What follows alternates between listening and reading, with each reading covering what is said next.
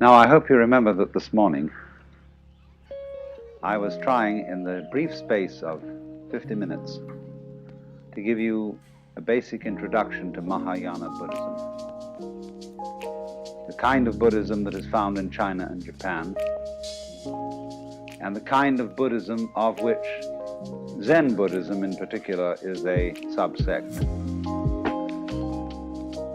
And we are rather particularly concerned with Zen since it has had such a fundamental influence in the shaping of Japanese culture and the arts of Japan.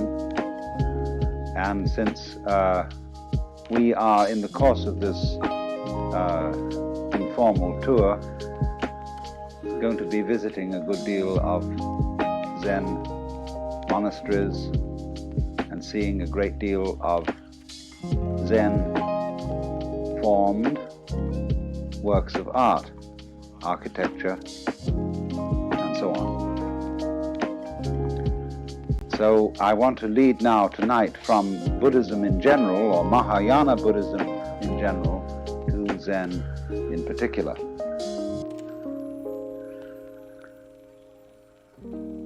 Now, Zen plays a little game with you.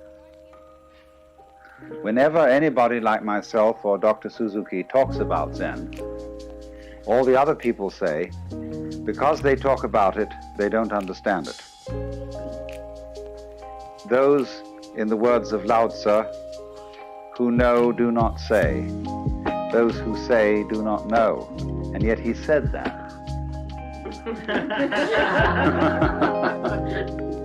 He wrote a book of several 80 chapters or so to explain the Tao and the De, its power, and nobody can help themselves. They've got to talk. Human beings are a bunch of chatterboxes. And when we've got something in our minds that we want to talk about, we talk. Now, poetry, though, is the great language, because poetry is the art of saying what can't be said. Every poet knows this. You're trying to describe the indescribable, and every poet also knows that nothing is describable. Whether you take some sort of ineffable mystical experience at one extreme, or whether you take an ordinary rusty nail at the other, nothing is really describable. In the words of the famous Count Korzybski, whatever you say something is, it isn't. We used to have a professor at Northwestern who would produce a match booklet in front of his class and would say to them, "What is it?" And they would say, "Match booklet." He'd say, No, match booklet is a noise. Is this a noise? What is it? And so to answer this, he'd throw it at them. That's what it is. So in this way, you see, nothing can really be described. And yet, on the other hand, we all know perfectly well what we mean when we talk. If you shared an experience with somebody else, then of course you can talk about it. We can all talk about fire and air and water and wood because we know what it is. And there's no mystery. So in the same way, when it comes to discussing something so esoteric as Zen, it can be discussed. Only, Zen people play games with each other. They play little tricks. They test each other out by saying to somebody, I remember when I met Paul Reps for the first time, who wrote that lovely book, Zen Flesh and Zen Bones. And he said to me, "Well," he said, "you've written quite a number of books by now. You must think you're pretty fancy." I said, "I haven't said a word."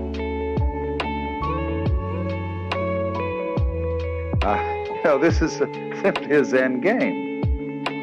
And people sort of feel each other out.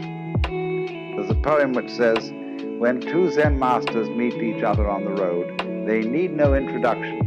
Thieves recognize one another instantaneously."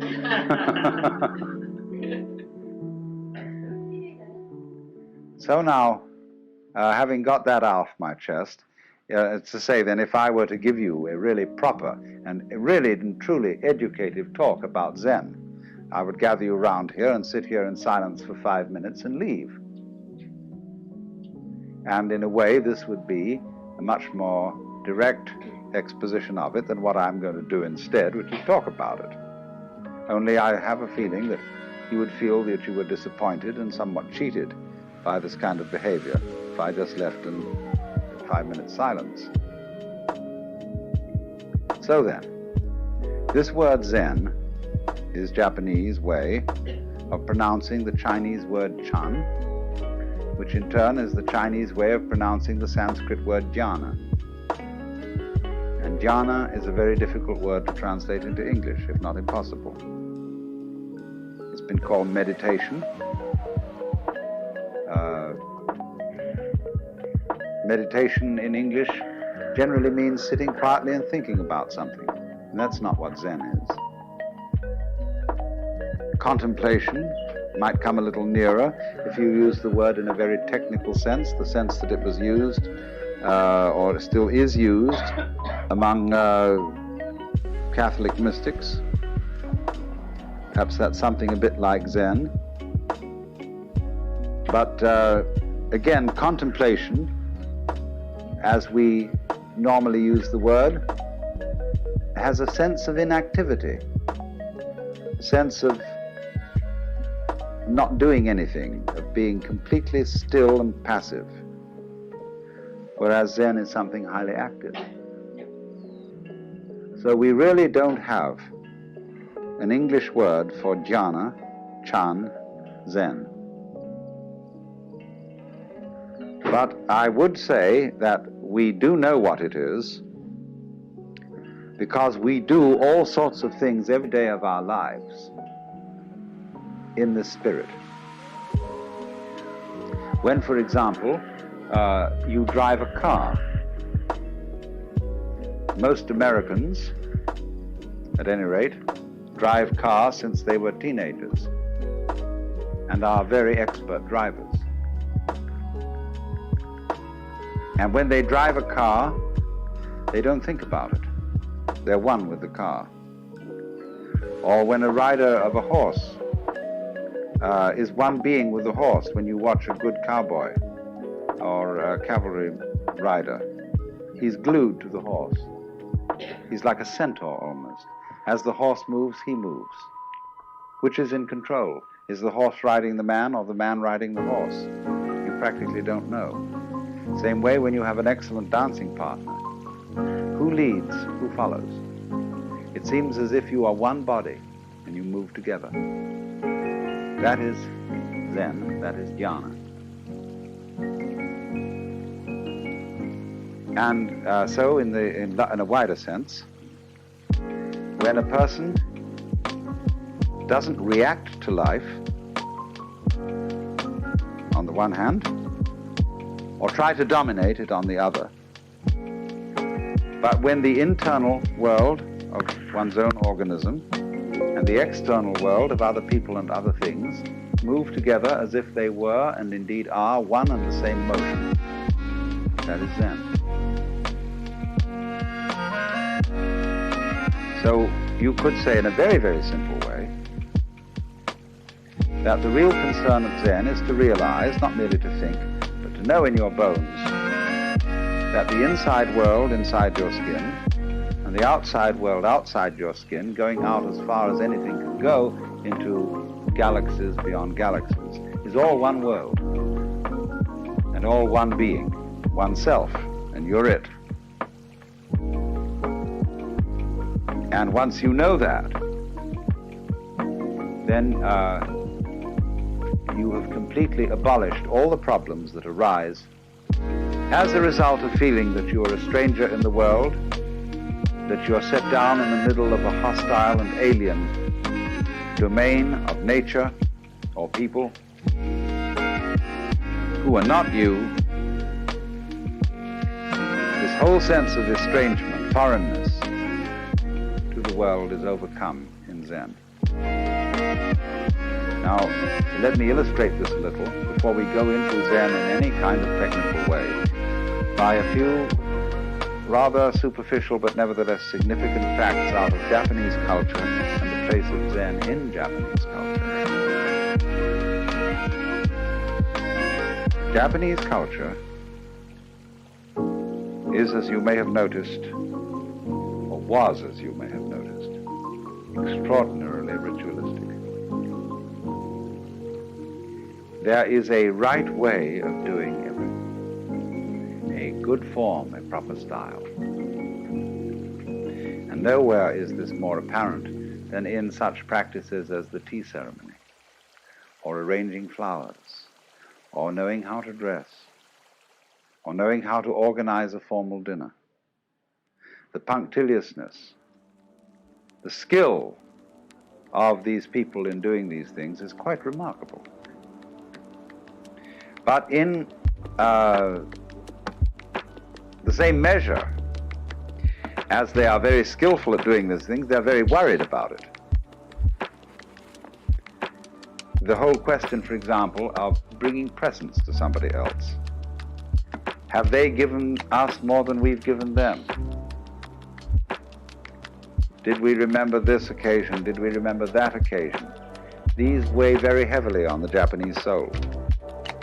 The debt which you owe to your parents, the debt which you owe to your country and to your emperor, immeasurable, infinite debt, never can be paid. All these weigh very heavily. And therefore, in Japan,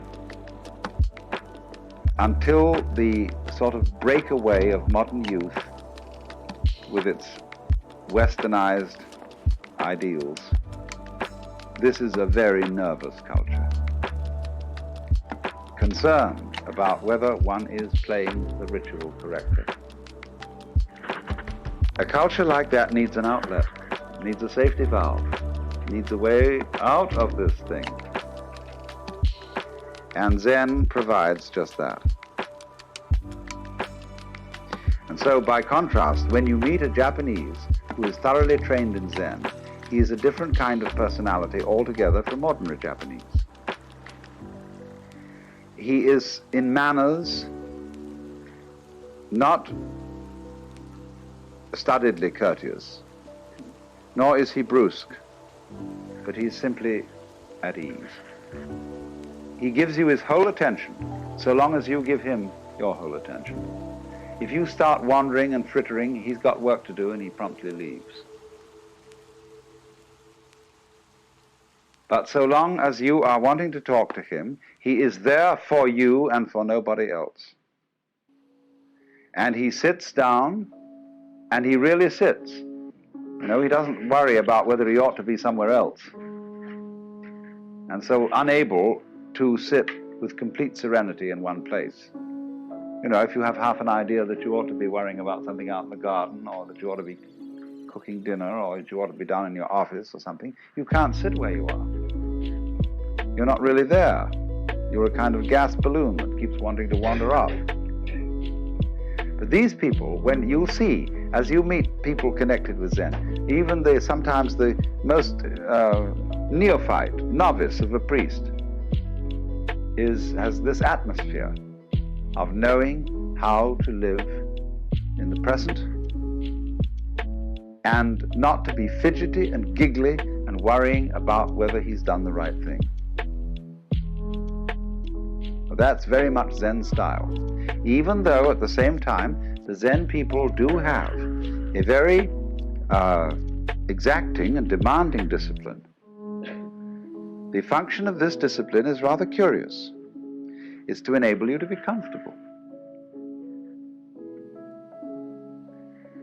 It's to enable you, for example, to sleep on a concrete sidewalk on a cold, wet night and enjoy it. To relax completely under any situation of hardship. You see, ordinarily when you sit you're out in the cold, you start shivering. Why? Because you're resisting the cold. You're tightening your muscles against the cold, and you get the staggers. But you are taught, if you learn Zen discipline, not to do that. Take it easy. Go with the cold. Relax. And all those monks in those monasteries here, they're as cold as hell in winter. And they simply sit there most of the time, and we would be frozen to death and miserable and have influenza and the great Siberian itch. But they simply relax. and learn how to take the cold. So there's nothing about Zen discipline which is masochistic. It isn't to beat your body because your body's bad and there's a creation of the devil or something. It has nothing to do with that. It is how to be comfortable under all circumstances. But that again is something rather incidental to the main question of Zen. As I said, the Zen people, as you meet them and as you get to know their style of personality, are at ease in a culture that is not at ease. In a culture that is chronically concerned with protocol. And is it just right? That is indeed a terribly self-conscious culture, where everybody is always watching themselves and having therefore second thoughts about everything. And so the discipline of Zen is to enable you to act without watching yourself. We would say unself-consciously. But Japanese are as terrified of this as we are. They think, and we think, if I don't watch myself, I'll make a mistake. If I don't hold a club over myself, I'll cease to be civilized and become a barbarian. If I don't discipline myself with all sorts of down on those passions of yours, you will become like the monk of Siberia, who burst from his cell and devoured the Father Superior. So this basic mistrust and so on in one's own spontaneity makes us wonder that if the Zen people are really spontaneous and they don't plan and premeditate and hold clubs over themselves, won't they become very, very dangerous people socially? Won't they go out and rape their mothers and daughters and murder their grandmothers to inherit their fortunes and so on and so forth? And Zen people just don't do that. And yet they are perfectly spontaneous. So then, let me try then and indicate how this discipline called Zen actually works. This will involve a little bit of letting the cat out of the bag, but can't be helped. Let's go back to what I told you was fundamental to Buddhism. Buddhism is unlike other religions in that it does not tell you anything. It doesn't require you to believe in anything. Buddhism is a dialogue. And what are called the teachings of Buddhism are nothing more than the opening phrases or opening exchanges in the dialogue. Buddhism is a dialogue between a Buddha and an ordinary man, or rather someone who insists on defining himself as an ordinary man, and thereby creates a problem. I quoted you this morning our saying that anybody who goes to a psychiatrist ought to have his head examined. And in exactly the same way, in this culture, anybody who goes to a guru, a spiritual teacher, or a Zen master, or whatever, ought to have his head examined. Or as the old Chinese master Tokuzan put it, if you ask any question, you get 30 blows with my stick. If you don't ask any question, you get 30 blows just the same. In other words, what the hell are you doing around here? Defining yourself as a student and defining me as a teacher. In other words, you have raised a problem. And in the way of training of Zen, this is very clearly emphasized. If you go to a Zen teacher and you approach him in the traditional way, the first thing he will do is to say, I haven't anything to teach. Go away. Well, you say, what are these people doing around here? Aren't they your students? You say, well, they're working with me, but unfortunately, we are very poor these days. We don't have enough rice really to go around and make ends meet. And we can't take on anybody else in this community. So you have to insist to be taken in. Every postulant for Zen training assumes immediately that the teacher has given him the brush off in order to test his sincerity. In other words, if you really want this thing, you've got to work for it. That isn't the real point. The point is that you've got to make such a fuss to get in that you cannot withdraw gracefully after having made such a fuss to get in. Because you put yourself on the spot and you define yourself as somebody needing help, or as somebody with a problem who needs a master in order to be helped out of the problem. So then when you've done this, in the old days, of course, and it's still the formal rule among the Zen monasteries here, that when you're a postulant and you want to come in, you have to sit outside at the gate for a week or maybe only 5 days in a position of supplication with your head on bowed down on the steps. And they let you in at night because they must give hospitality to any wandering monk, but you're expected not to go to sleep any of those 5 nights, but to sit there in meditation. And they give you food. But you sit and you sit and you sit there and you make a damn fool of yourself, saying, I insist on getting into this thing. I insist on learning. I want to know what the secret of this master here is. And he's told you from the start that he doesn't have a secret and that he doesn't teach anything. But you insist that he does. See, that is the situation of everybody who feels that life is a problem to be solved. Whether you want psychoanalysis, whether you want integration, whether you want salvation, whether you want Buddhahood, whatever it is you define yourself as wanting, you created the problem. What is the real problem that everybody brings to these teachers? What is it all about? It's basically this, isn't it? Teacher, I want to get one up on the universe. I feel a stranger in this world. I feel that it's a problem in that having a body means that I am subject to disease and change and death.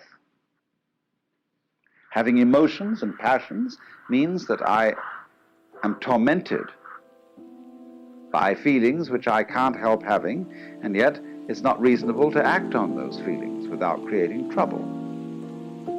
I feel trapped by this world, and so I want to get the better of it. And is there some wise man around who is a master of life and who can teach me to cope with all this? So that's what everybody's looking for in a teacher. The man who is the savior and who can show you how to cope with it. The Zen teacher says, I don't have any answers. Nobody believes that because he seems to be so confident. When you look at it, you can't believe that he has no answers. And yet that's the consistent teaching of Zen, that it has nothing to say and nothing to teach. The great Chinese master of the Tang Dynasty, called Linji in Chinese or Rinzai in Japanese, said Zen is like using a yellow leaf to stop a child crying. A child is crying for gold, and the father takes an autumn leaf that's yellow and says, gold. Or he said it's like using an empty fist to deceive a child. See, you've got a closed fist, and you say to the child, what have I got here? And the child says, let me see. Oh, put your fist behind your back. And the child becomes more and more excited to know what the devil's in that fist. And fights and fights and fights, and finally is practically in tears. And then suddenly you finally open the fist and there's nothing inside. So in exactly the same way, the person who is under the impression that there is something that we ought to get. See, all this is dressed up in a big way. To be a Buddha, to know the answer, to finally solve the problem, to get the message, to get the word, or however you put it. In other words, to be in control of your fate and of the world. Would you like it? If you could have it? And so all these powers are projected upon the Zen master. He is a Buddha. He is a master of life. And if he is, the reason why he is that he has discovered the unreality of the whole problem.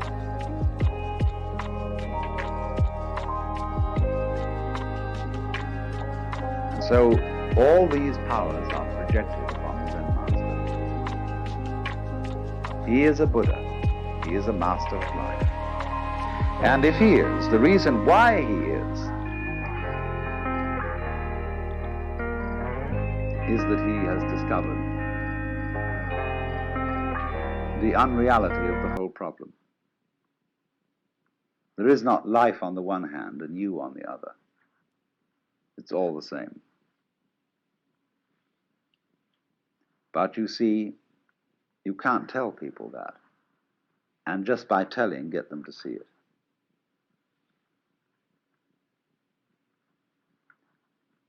Just in exactly this way, people who know that the earth is flat can't be reasoned with. People who believe that the Bible is the literal word of God, absolutely impossible to reason with them at all, because they know it is so. So in the same way, we tend to know that we're all separate, poor little me, and that we are in need of salvation or something. And we know this is so. And so somebody says, well, you're not really that. You know that that feeling of separateness is an illusion. Well, it's all very nice in theory, but I don't feel it. So what will you do? What will you do with a person who is convinced that the earth is flat? No way of reasoning with it. If it's for some reason important that he discovers that the earth is round, you've got to play a game with him. You've got to play a trick on him. You tell him, great, the earth is flat. Let's go and look over the edge. Wouldn't that be fun? Of course, if we're going to look over the edge of the earth, we must be very, very careful that we don't go round in circles, or we'll never get to the edge. So we've got to go along consistently, along a certain line of latitude westwards. And then we're going to come to the edge of the earth, just so long as we're consistent. In other words, in order to convince a flat earthist that the world is round, you've got to make him act consistently on his own proposition and go consistently westwards to find the edge of the world. Now, at last, by going consistently westwards, he comes back to the place where he started, he's been convinced that the earth is at least cylindrical.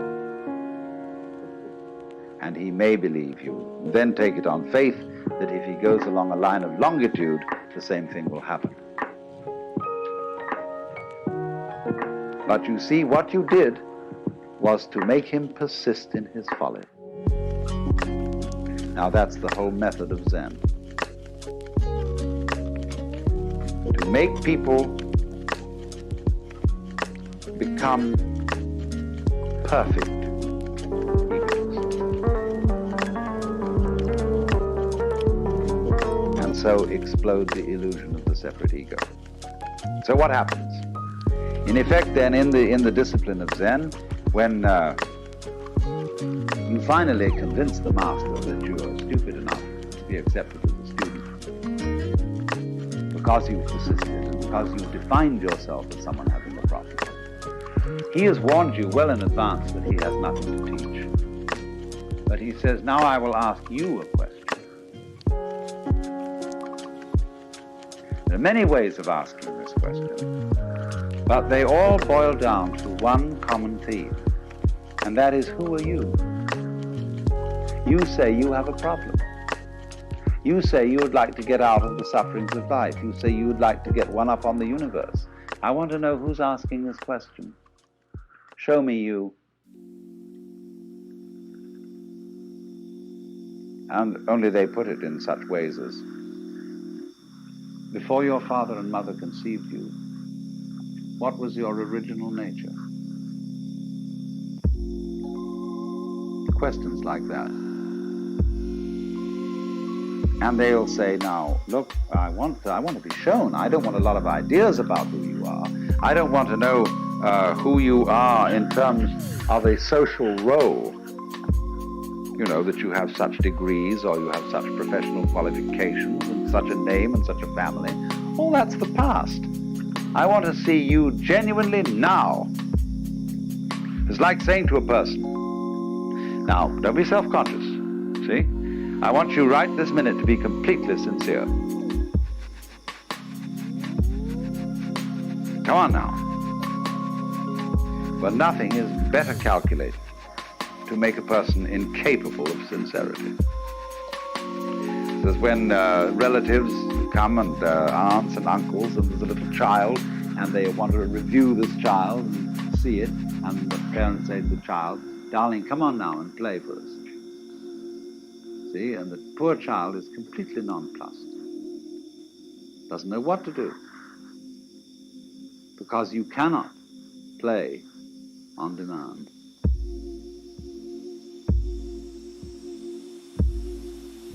Now, what is the Zen teacher doing in saying to a person, you must answer this question by coming before me in fact, a rather formal situation, the kind of context in which a Zen master interviews his students is very formal. And there he sits, a sort of enthroned tiger. He's definitely, in this culture, a sensei, a authority figure. And so he's the last kind of person you can be spontaneous with. Because you feel that he knows you through and through. And that, do you know, ever read that story of Von Kleist about a man who has a fight with a bear? The bear is a mind reader and always knows what move he's going to make, so that the man can never conquer the bear unless he makes a move which he doesn't think about first. How will you do that? And you get the same feeling with relationship to a Zen master. You feel that he is absolutely aware of everything phony about you. That he reads you like a book, but that you can't find a way of being not phony. Think about this a little. You see, we can arrange a group session, and this is a little game that's being played by lots of people. It's a kind of psychotherapy. We can arrange a group session in which the gimmick is this, that when anybody says anything or does anything, the group or some section of the group challenges its sincerity and says, Why are you coming on so strong? Are you trying to dominate us? And you see, anything that you do can be interpreted in that way. Because the moment a group of people starts making comments on its own behavior, it is setting up a situation within the group which is analogous, say in a TV studio, to turning the camera on the monitor.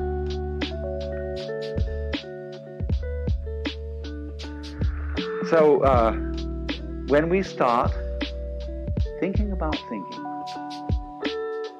being aware of being aware, this is what is called in the Japanese the observing self. I watch myself all the time, see?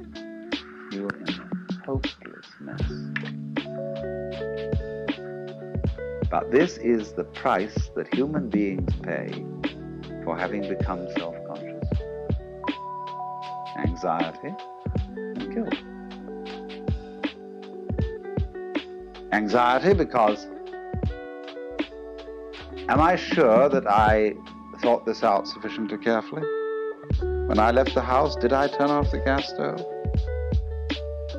And incidentally, I remember turning it off, but can I trust my memory? I've learned to think about memory now, and I wonder if I can trust it. Maybe I better go back and look. I went back and I looked. But did I really see? I'm thinking about my sight and whether this is quite authentic. Did I look properly? Because you know how the unconscious can alter your senses. And so I better go and look again. See, soon now I've got into a sort of vicious circle where I'll never get away from the house. And all this sort of getting mixed up is the penalty we pay for the advantageous gift of being able to know that we know. There was a young man who said, though, it seems that I know that I know. What I would like to see is the I that knows me when I know that I know that I know. And so this is the Zen trick. It's to put you into this situation in a very crucial way. To think about, thinking about, thinking about, thinking about. Or just the same thing, to make a very strong effort not to think. That's Zazen. Sit, let your senses operate, and be responsive to whatever there may be around, but don't think about it. But now this is already thinking. I'm thinking about not thinking. How will I stop thinking about not thinking? So there you are. See, you're all caught up. It's like somebody came to you and they put tar in one hand, molasses, feathers in the other, slapped the two hands together, and rubbed them around, and said, now pick off the feathers. So you see what happens. The teacher is well aware that he's played this trick on you. And he's going to see what will happen if you act, and he's going to help you to act consistently on this foolishness. Now, you see what he's done is he simply made a special case of what society does to us all anyhow. And this is true of most cultures. The high cultures of the world, whether they're of the East or whether they're of the West, play a game on every new member. They don't know they're playing this game because their forefathers played it on them, and they're still its hopeless victims. The game is called the double bind. And the formula under whose auspices everybody comes into this world is as follows. You are required to do something which will be acceptable only if you do it voluntarily.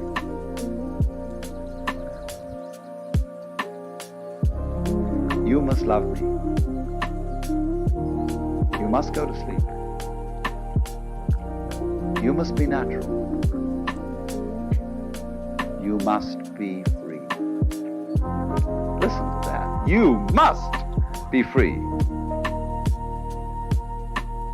Now what happens, you see? Society, the community into which every child enters, defines the child. We know who we are as other people react to us. So the other people say to us, you're an independent agent. You're responsible. You are a freely acting individual.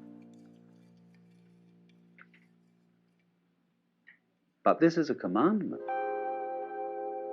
And we obey it because we can't help it.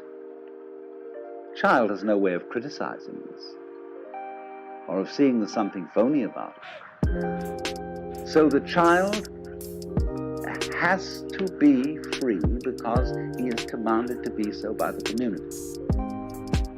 Now then, the community sets itself a problem. Having defined the child as an independent agent, and having got the child to believe that he's an independent agent because he isn't. In other words, he wouldn't believe this if he were independent. It then has trouble getting him to behave as the community wants him to behave. So they feel then there's something ornery about all children. They're born in original sin. They're refractious and so on. Of course they are, because they've been defined in a self-contradictory way. So when the community says to a person, you must be free, or when we are in a family relationship in which the members of the family are saying to each other, you must love me, it's your duty to love me, what a bunch of rot.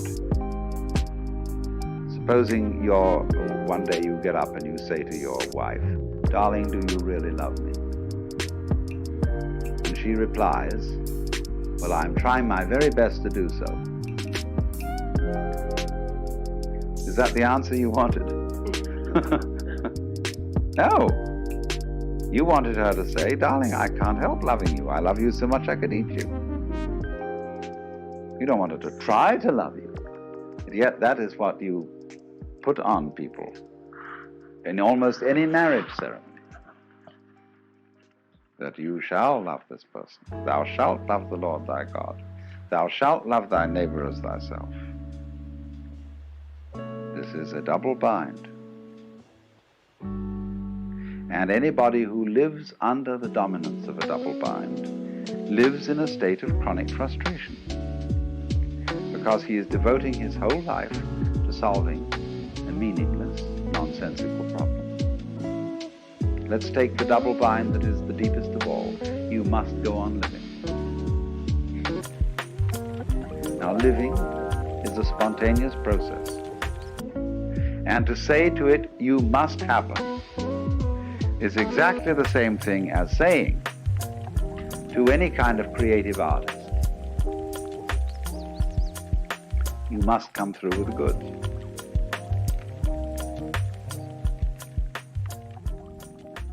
Tonight you must give the superb performance, and above all you must be unself-conscious. Well, this is being done to us all the time. And the object of the Zen discipline is that instead of doing this to people unconsciously, as parents do it and as teachers do it, children, and as the children's peers do it to their own peer members, in Zen, the double bind is put on you deliberately, knowing how stupid it is. The teacher is well aware of everything he's doing and what tricks he's playing on you, because he has behind it all the compassionate intent of getting you into such a fierce double bind that you will see how stupid it is. So then, what happens is this. He gives you the double bind. Be genuine. I want to see you do something that is the real you. I had a friend who was studying Zen, and he was given some koan like this to work on. And when he was one day going for his interview, he walked through the garden that connected the sodo, or the monk's study quarters, with the master's place, and there was a big bullfrog. Bullfrogs in this country are rather tame. People don't eat them. And so he swept up the bullfrog and dropped it into the sleeve of his kimono. And when he got in front of the teacher to answer the koan, that is to say, to spontaneously produce his genuine self, he produced the bullfrog. And the teacher looked at it and shook his head and said, too intellectual. Or, as we might say, too contrived, too studied. That's not yet you. Now, do you see the bind in this? It's like being told that everything is all right at this moment so long as you don't think of a green elephant. So try not to think of a green elephant, see? Now, as he works at this, as he tries to produce the genuine you, the teacher really strings him out on this and makes him work and work and work over a period of many months, until he comes to the point of seeing this. There is nothing you can do to be genuine. The more you do, the phonier you are. But at the opposite extreme, there is nothing you can not do. That is to say, you cannot give up trying to be genuine.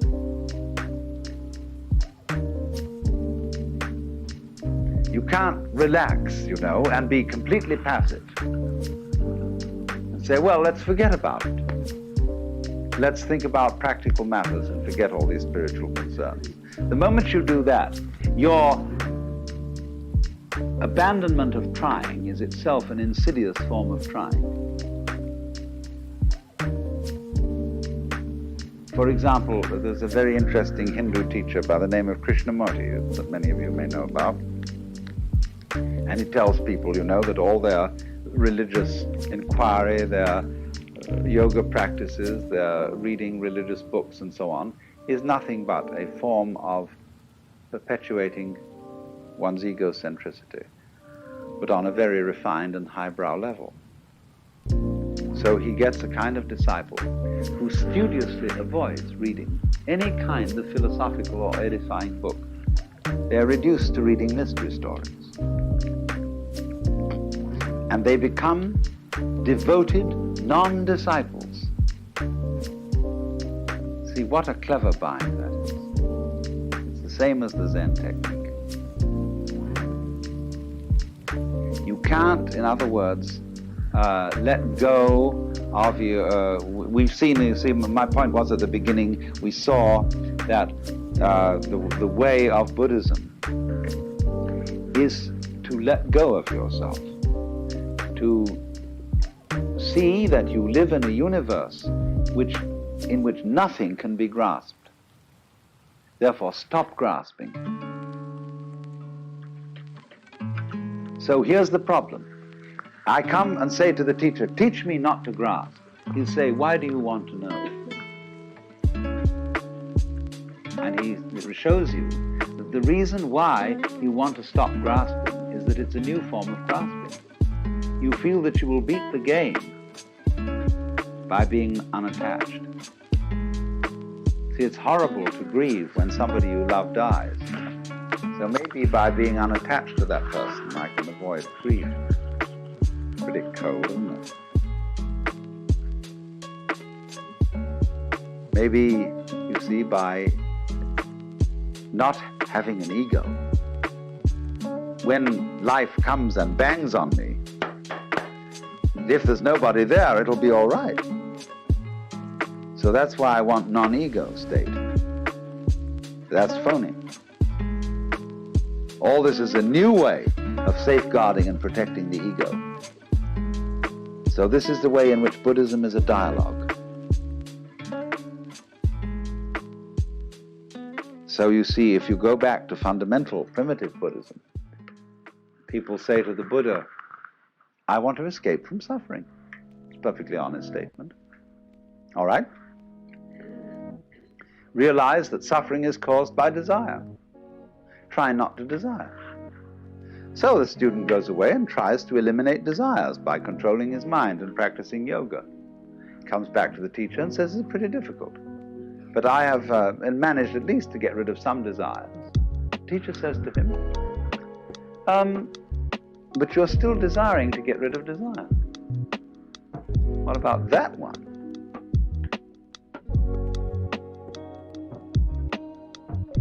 And then the student sees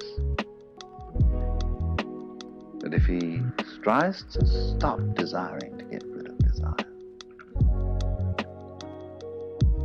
but then he's got to stop desiring to get rid of not desiring to desire. And suddenly he finds himself once more with molasses in one hand and feathers in the other, absolutely tied up in a vicious circle.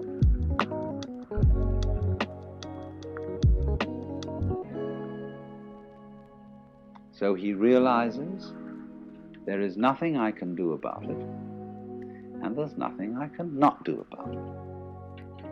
And this predicament in Zen is called a mosquito trying to bite an iron bull.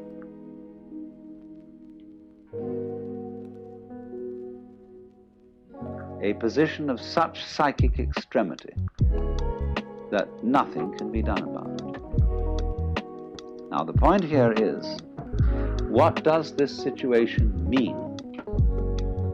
When you find yourself in that kind of a trap, what's the meaning of the trap? Why, that's very simple. If there's nothing you can do, and also nothing you cannot do about a given situation, it means that you are phony. That, in other words, what we call a separate ego isn't there. Of course it can't do anything, because it is not an agent. And by virtue of the fact that it can't do anything, equally, it can't not do anything. It's completely phony. So what has happened is, to expose the fiction of there being a separate ego, either to force its actions upon the world, or to have the actions of the world forced upon it as a puppet. This thing just doesn't exist, except as a figment of the imagination, or except as a game rule. Let's pretend everybody is responsible, is independent, is separate. Sure, that's a great game, but it's a game.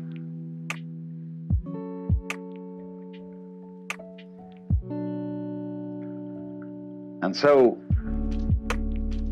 the whole object of this Zen dialogue between the teacher and the student is to carry that game of being the separate ego to its logical conclusion, to its reductio ad absurdum. So that, as Blake said, the fool who persists in his folly will become wise.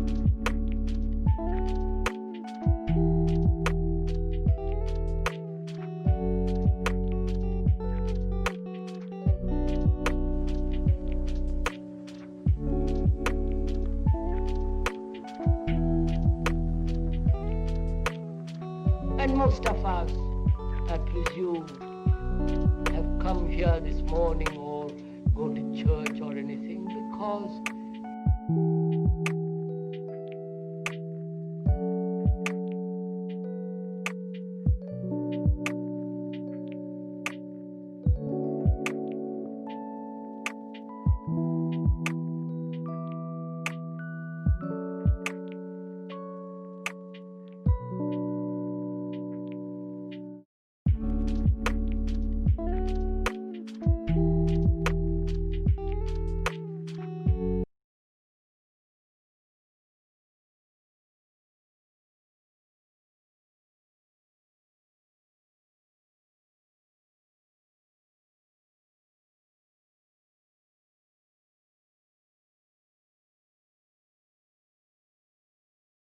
This is the BBC.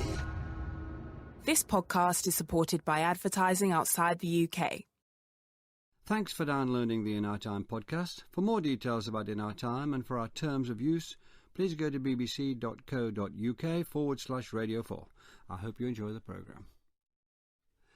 Hello. In the summer of 1873, a vicar in Lincolnshire, the Reverend Frank Besant, issued an ultimatum to his wife. She must either take Holy Communion regularly at his church or leave him.